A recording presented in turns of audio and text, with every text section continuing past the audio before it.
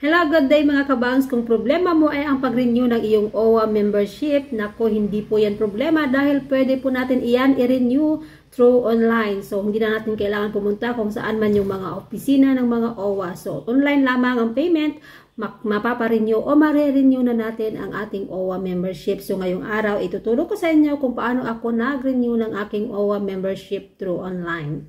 So, just stay tuned and keep on watching.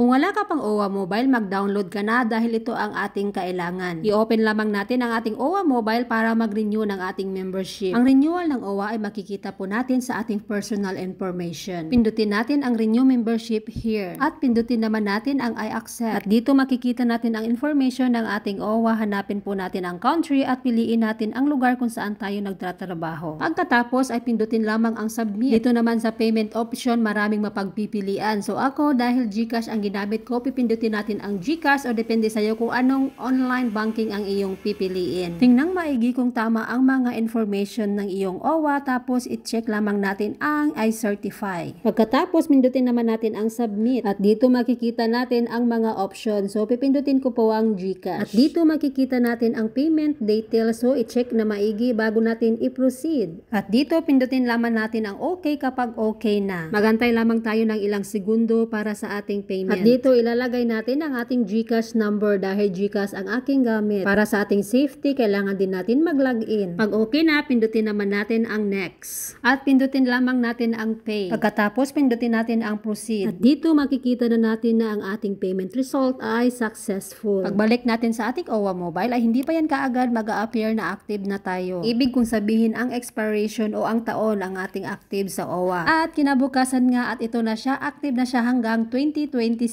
O, diba? Bongga! Kailangan man natin ng help assistant galing sa OWA ay hindi po tayo mag-aalak. Napaka-importante po talaga na active ang ating OWA para in case of emergency. Kailangan natin ng help assistance ng OWA. Pwede po tayong humingi ng tulong sa kanila pero kailangan po active tayo dahil kapag hindi active ang ating OWA, hindi po nila tayo o hindi tayo matutulungan at kung merong mga pinamimigay ang OWA, meron tayong matatanggap. So, sana po nakatulong sa inyo ang aking video at sana po nakatulong sa inyo ang video ko na ito kung paano tayo renew or magbayad ng ating OWA membership. So maraming salamat sa panonood. Bye-bye. Love you all. Please don't forget to subscribe, like, and share mo na rin para maraming makakita o maraming makaalam ng aking video. Bye-bye.